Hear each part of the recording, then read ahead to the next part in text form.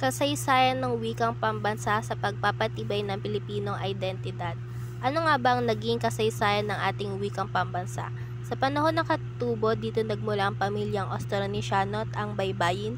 Nandito din ang Vocabulario de Lengua Tagala na inilathala noong taong 1613 at si Padre Pedro Chirino na nagpatunay na may sarili ng kultura ang mga Pilipino. Sa panahon ng Kastila, dumating sa Pilipinas si Ferdinand Magellan 1521 at Miguel Lopez de Legazpi 1565. Hinati-hati ng mga Kastila ang pamayanan sa 5 orden.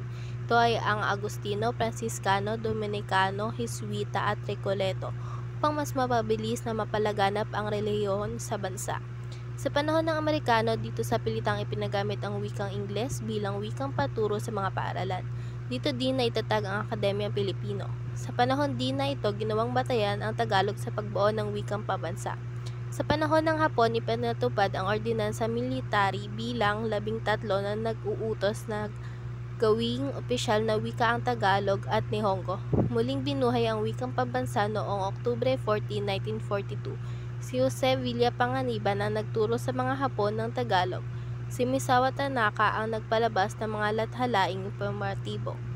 Panahon ng pagsasarili hanggang sa kasalukuyan. Sa panahon na ito, nakamit na Pilipinas ang kanyang kasarinlan noong Hulyo 4, 1946.